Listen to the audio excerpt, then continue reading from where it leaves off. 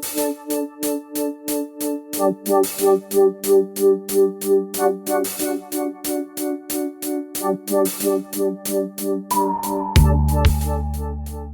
back to the Following Your Gut podcast, and I am your host, Roland Pankewich, today doing an episode all by myself, an a cappella one, if you will. Well, considering there's no music behind me, I guess every episode is a cappella. But rather than bouncing off another person, I'm going to share some personal insights. And what inspired this specific episode was a recent 3-month series we did with the US Enzymes Master Supplements platform, looking at health through the ages or health through the decades. And we started at the 20s and 30s, and we ended up into the final years of life for whatever number that may be on the calendar.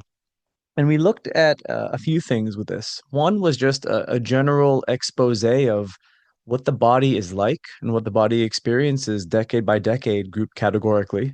The second thing was the experiences of physical challenge or challenges that people are experiencing and dealing with during these time frames of life, the most common things, and also what the trends and patterns are that we're seeing in 2025, given the scope of what is happening to people as they're aging and they're getting older. Because the unfortunate reality that I see nowadays, with clinically and also in discussing with random people, is that there's a mutually exclusive relationship of aging and disease being connected in a strong bond as the person goes through life. We introduced the idea of chronological age and biological age. So, chronological age is very simple: how many birthdays have you had in the calendar? Biological age is how old is your physiology in terms of its operating level or its presentation. And how you can display these differently is you can have someone who's a 70-year-old, but they've been incredibly healthy and fit their entire lives. So biologically, they may be more like a 50 or 55-year-old in terms of how they operate and perform. And the inverse is true. You can have someone in their 50s and be so incredibly sick that biologically they could be someone who's closer to their seventh or eighth decade of life in terms of how their body's performing. So, in all of this stuff, I found a few very interesting trends and patterns in the research, and I also always group that with my own anecdotal clinical experience. And the first thing that I've noted is that the average person in their 20s and their 30s are not nearly as healthy as they used to be. Most people in this age category, call it 40, 50 years ago, had no health complaints. Some transient things here, some food poisoning, getting the odd common cold, flu. But nowadays, a lot of people in their 20s and 30s are dealing with patterns of health that would be more appropriate to someone in their 40s, 50s, and onwards. I can think of a few personal clients that I deal with. One is actually as young as 14, who has multiple medical conditions, a few specific diagnoses, um, accompanied with a pattern in the physiology that no one can figure out that causes this person to vomit projectile like when they get incredibly stressed, both physically, mentally, and emotionally. I have another client in their 20s who has, I believe, 5 or 6 diagnosed autoimmune conditions. And the average person in their 20s and 30s that I see nowadays physically does not present the health habitus of a body that should be in the prime of its life. Because physiologically speaking, at the age of 21 to 25, we are in our physical primes. Our hormone profiles are most optimal. We should have the greatest amount of ability to build muscle and also burn body fat efficiently. We should have our highest perceived and experienced energy levels, maximal bone density, um, greatest tolerance to stress and exercise, and the ability to recover from periods of stress, be it physical exercise, psychological stress, or anything. The body can get back to baseline and homeostasis really quickly. But we're starting to see a shift in what's happening in these people. And you have to ask the question, why? Why would an otherwise healthy person who has not been on this planet for very long start to show manifestations of physical imbalances to the point where they're starting to manifest diagnosable conditions? And while I rack my brain for a simple answer to this question, I honestly believe the truth is that first and foremost, the planet that children are born onto as we know it today is not the environment that is able to foster optimal health based upon the quality and cleanliness of the environment. What I mean by that is the amount of environmental hazards that our bodies are exposed to simply by breathing air nowadays, the quality of the drinking water, the lower caliber quality of the food that we eat. Pair that with, stealth things that people can't quite perceive, but they're beginning to understand a little bit about things like electromagnetic pollution, living in a city center, being able to open up your phone and have a multitude of Wi-Fi routers and 4 and 5G um, frequencies always being something that you're interacting with, being on a phone all hours of the day, having less quality sleep, having less total sleep, going to sleep with bright light exposure in your eyes prior to bedtime and waking up um, not rested, all of those things are working together to create the perfect storm that is pushing the body out of balance and ultimately pushing the body into a decreasing threshold of tolerance before something happens. And I think at this point, it's probably wise to examine and question, well, what happens with the body when it's going through all of these stresses? So, first and foremost, it's important to understand we have to qualify and categorize how the body works as an interconnected unit. So, the body is trillions upon trillions of cells. And each of those cells, while having the same basic underpinning, all what are called eukaryotic cells in the human body, have key features like the organelles inside the cell. They have a mitochondria, and endoplasmic reticulum, ribosomes, lysosomes. So underlying each cell, no matter what it is, the cell operates in a common, predictable manner of wanting to make sure that the cell can optimize its internal environment to maintain health, to bring nutrition in, and to remove waste material, and ultimately to give birth to healthy cells when that cell's life cycle is over. So, this is the same whether it's a liver cell, a kidney cell, a neuron, a brain cell, an endothelial cell in the lining of your arteries, an epithelial cell in the lining of your gut or your skin. They all follow the same fundamental tenet that a healthy cell is a cell that's full of energy, making sure that high quality nutrition is coming in and waste material is getting excreted. When you take a cell or a grouping of cells and you combine them together, you get a tissue. And there are four main types of tissues in the body. And those tissues are incorporated specifically into the different organs. And then when the tissues become complex enough, you get an organ.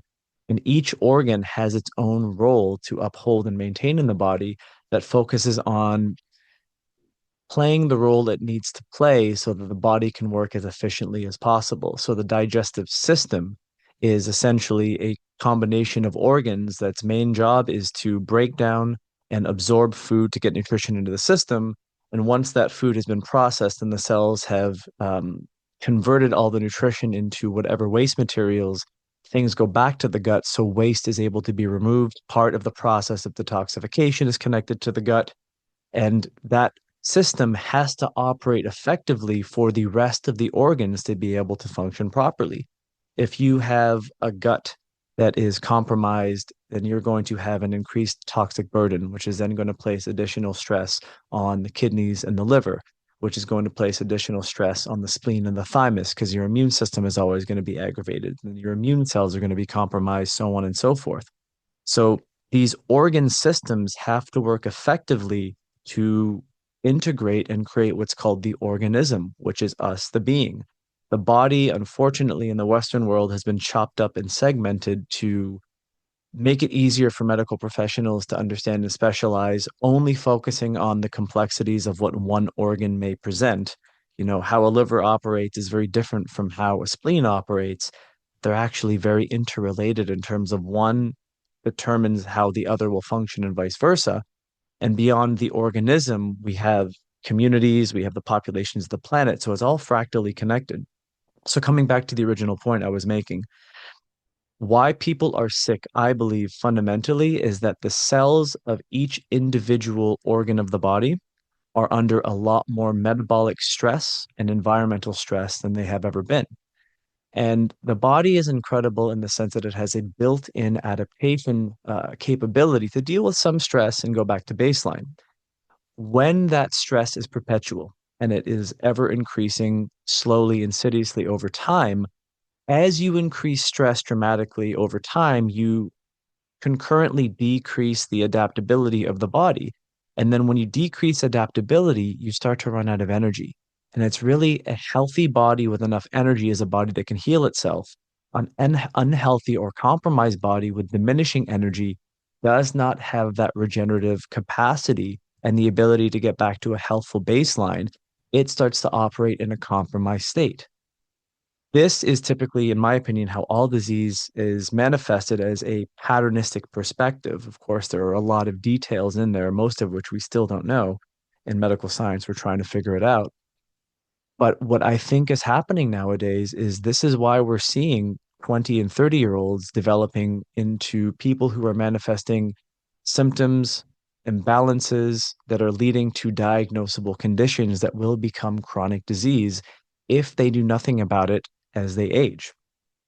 The good thing is, regardless of how compromised someone might be in their 20s and 30s, the benefit of being this young is you still have the maximum level of regenerative capacity of any stage of life from an adult's perspective because you still have youth, hormone potential, and not being on this planet on your side. You can, if there are issues that we're seeing with people, they have the ability to regenerate themselves and make a lot of little changes that can make massive course corrections. And here's an example of what that might look like practically. You have someone who's, in their mid 20s, they're not feeling like they used to, their body starts to change, they are developing some issues with the digestive system. A very basic supplement plan focusing on supporting digestion, maybe giving them some lifestyle strategies to improve their overall activity level, modify some behavioral habits so that they're getting better quality sleep, using some supplements to help them rest while maybe removing some excessive use of stimulants, what this generation loves to do, and teaching stress management techniques and learning how to breathe and regulate the nervous system. Even though these people may have manifested symptoms or may have some sort of diagnosis, i.e., insulin resistance, some sort of autoimmune like presentation, if the body receives consistent information that is able to harmonize and stabilize the symptoms that are being presented and consistently allows the body to rewire its way of operating, i.e., it gets out of a stress response, it gets out of a cell danger response, if you will, and starts to enter a healing cycle, then that person presenting those imbalanced symptoms, or better yet, manifested conditions, can actually go into sort of a remission of condition, or they can totally get their life back. And I've seen this happen many times clinically with young people where you make a couple quick and easy decisions for some initial wins, and then you really work on dialing in the lifestyle habits. These people get back to a baseline of optimal health, and their issues and conditions become a distant memory. But what happens when you go from the 20s and 30s to the 40s and 50s? Well, this is where it becomes a little bit more challenging. Why? Because these people have had a lot longer to accumulate dysfunctional physiologic patterns in the body, which I'll explain. And they're also chronically exposing themselves to a style of life that becomes less and less able for them to dedicate the time they need to heal, because most people in this phase of life are in their career primes. They may have families who come before them, and add that to the fact that they've been on the planet for 4 or 5 decades. The body has probably had the ability to accumulate a lot of biotoxic material insidiously over the course of time. So the same pattern that you see in the 20s and 30s, where they're looking more like the 40s and 50s, the 40 and the 50-year-olds are now looking like what the 60 plus crowd would be like a generation back. Why? Because they're aging faster. When you get into the 40s and 50s, unfortunately, most people have had multiple things that have been early warning signs. And typically, we in the Western world are really good at ignoring these things. I have a headache. I'm just going to take a Tylenol. My digestive system's off. I have heartburn. I'm just going to take an antacid. They don't realize that those symptoms are the body's early warning signs of trying to get their attention to tell them that something is not working optimally. But because we're so dialed into how our lives are being, operated and constructed from an automated perspective, human nature is quite funny. Anything that is habitual is efficient, and anything that's efficient doesn't use a lot of energy, thus it doesn't waste a lot of time. So I can see how it's so easy that someone who's experiencing a lot of these habitual low level symptoms just ignores them, masks them, or puts a band-aid over them and just goes forwards. The reality is these things keep persisting in a nagging way until they become too much to ignore. The body becomes too compromised for it to just be something that you stuff down and just walk off, so to speak. And this is where people finally have, I guess, the necessity to seek out a diagnosis from a medical professional. And this is where they're getting, oh, you have such and such thing going on with your cardiovascular system. You have such and such autoimmune condition, so on and so forth. And this is where people start to become highly, highly reactive because the diagnosis comes out of nowhere. But if they were to look back and take stock of all the things that they ignored, providing they actually have memory of going, oh yeah, I have been experiencing that for a long time. I just didn't think anything about it. This is when they would realize that anything that is the beginnings of chronic degeneration has always been bubbling up below the surface for multiple years, if not a decade plus prior to the manifestation of the actual symptom or the diagnosis of a condition. This is what physiology does. So, the first fundamental understanding that I wanted to present was this model of how cells, tissues, organs, and the organism are interconnected. The second thing, which I think rings true for people in this age category, is you have healthful operation. What I mean by healthful operation is the body only knows how to sustain its operation and existence as a body. The body doesn't know health and disease. It just knows its way of being, which in an optimal state with no interruptions or perturbations would just be health. Healthful operation is the body's chosen narrative or prime directive. When something throws the body off, and these things can be minute in nature, a bout of food poisoning, a bad infection when they were a kid, some kind of massive chemical toxic exposure. It could even be a physical trauma or a psycho-emotional trauma.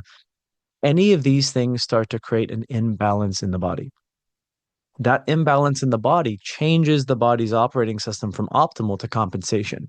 And the body has a lot of plan Bs, plan Cs in terms of how it can compensate, which is an incredible gift of our physiology. But over the course of time, what ends up happening is it starts to run out of compensation responses, and those imbalances eventually become too numerous or too much, too great in magnitude, I should probably say, to mask or ignore.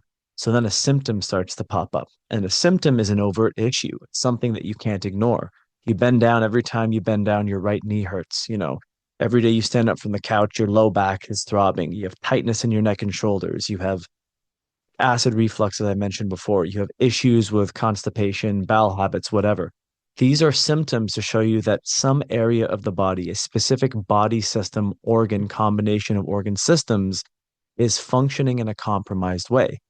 And if you leave that long enough over time, you don't know that this is happening, but under the surface, this is when the physiology becomes truly dysfunctional. And in my world, the dysfunctional physiology is kind of synonymous with the idea of the manifestation of an illness or a disease, or the body in dis-ease is what creates illness. Because for me, disease and illness are not the same thing. I like the idea of wordplay.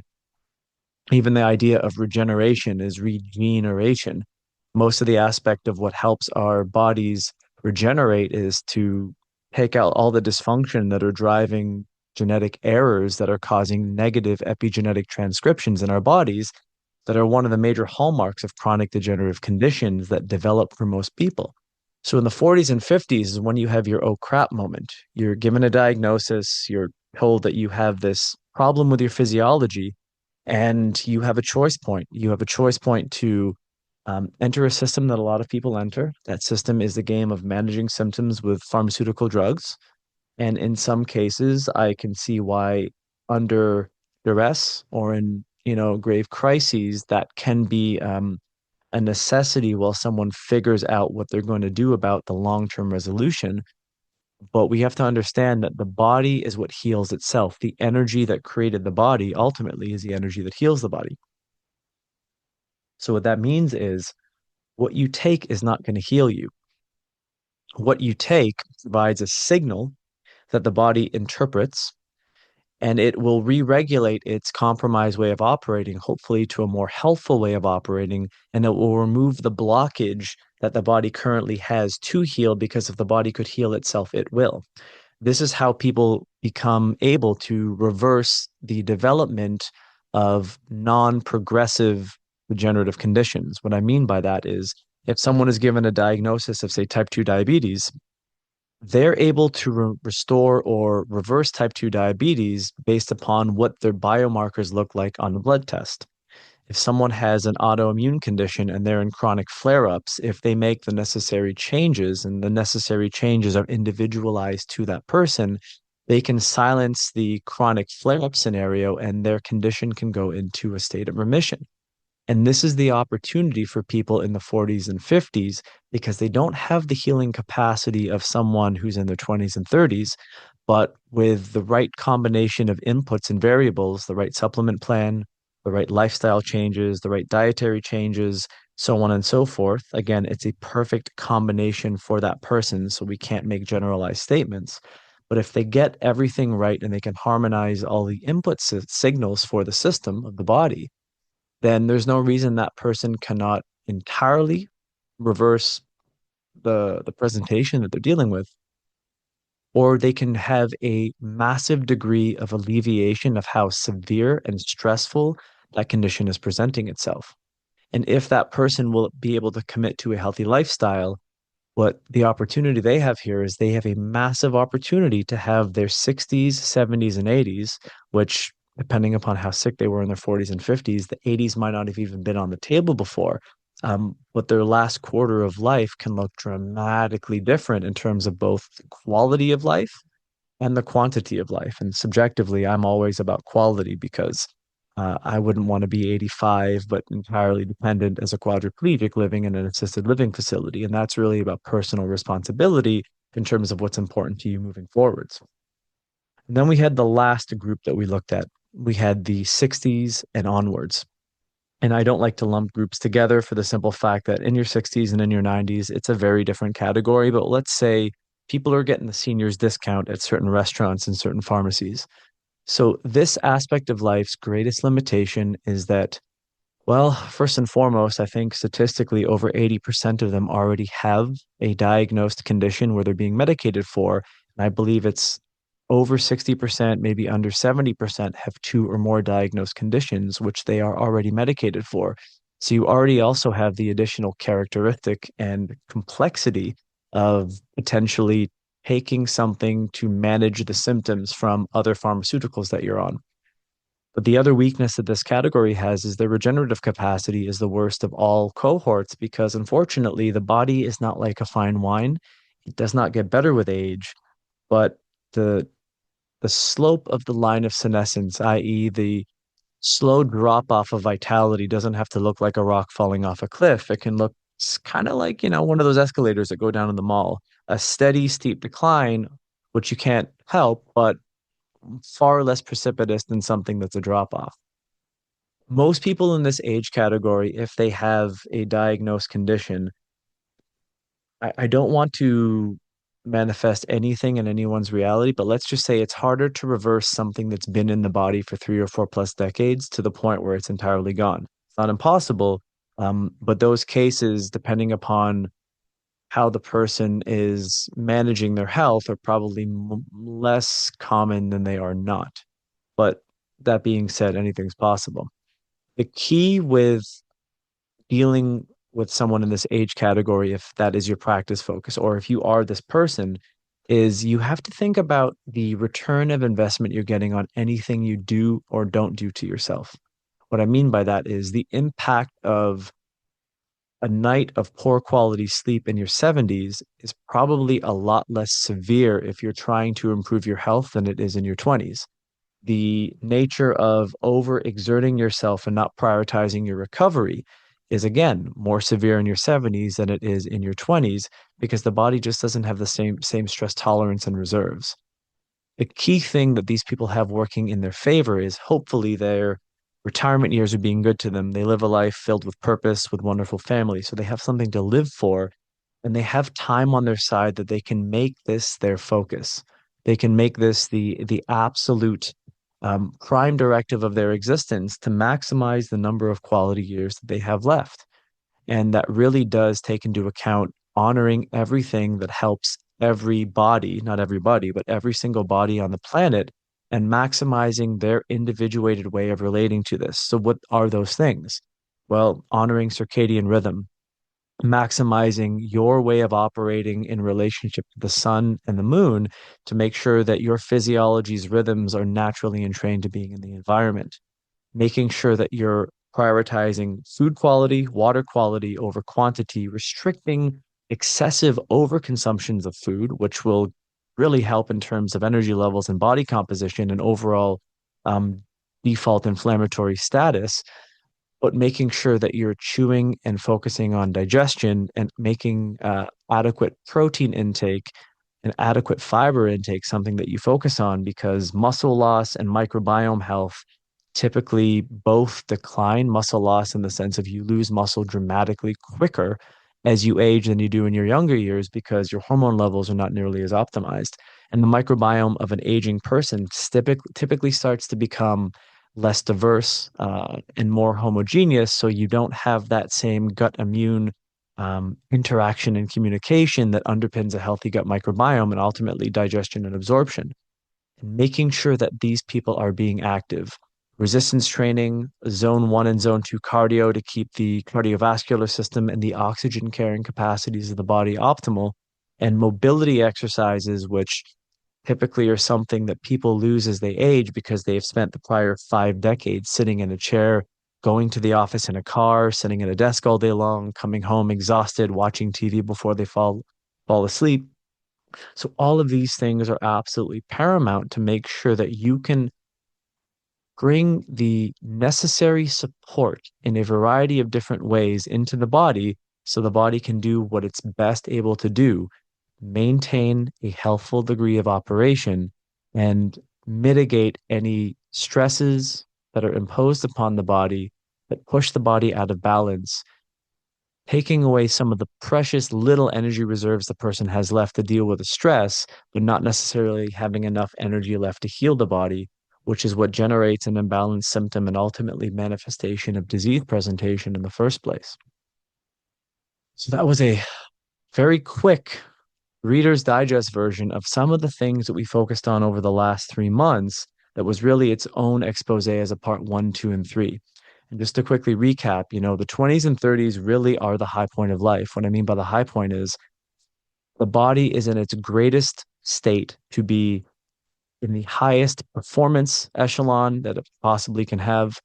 And it's the habits that people set in their 20s and 30s that determine if they have to do damage control in the 40s and afterwards versus if they enter the 40s and 50s and they're aging gracefully, but they're not getting old, if that makes sense. The 40s and 50s, I think, is the hardest because all of the societal impositions, stresses, and responsibilities typically make you the last in the list in terms of the focus. And this is where you need to be, in many ways, even more focused, because if you're already dealing something or dealing with something in your 40s and 50s, it will only get worse unless you find a point or a methodology to address it and change the course of where you're going. Because in the 60s and upwards, where society is showing itself patternistically by most people already having something that they're dealing with, um, medical science, as we know it, is usually quite slow in the sense of figuring out what the practical action is from a newly elucidated finding of research. So you really do have to be somewhat responsible for yourself here, because if you get to that point in your life and you're in your 60s and you're finding that things are not going in the right direction, unfortunately, unless you take matters into your own hands and become somewhat aware of how the body works, aware of what patterns work out for you optimally, it's probably not going to get better before it gets worse. But everyone needs to have their moment of, shall we say it, come to self-realization where they have to decide that this is the focus of their life. This is the responsibility that they're going to take. And a diagnosis is not destiny. So I'll leave you all with that.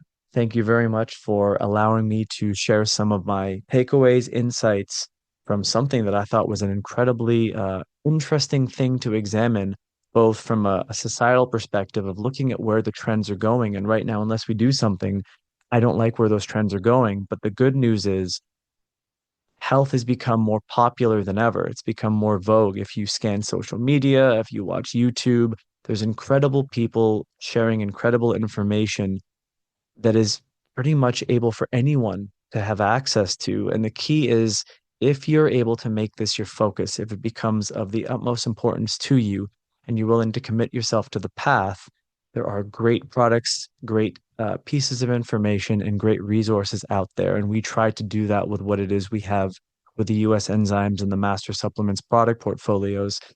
Being a digestive wellness company, the one thing that I can say is all of the things that I was speaking about today have a very strong connection to the gut. So if you are someone who's struggling, regardless of what it is you're struggling with, you know, go over to the website, check out the product portfolio.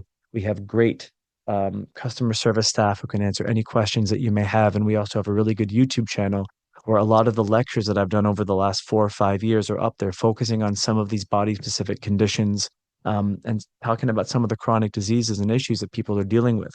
So if that calls to you, I hope we can be a resource. As always, thank you for listening. We will be back very soon with another episode, um, some of which will be me sharing some more insights, and we'll have other great guests coming soon.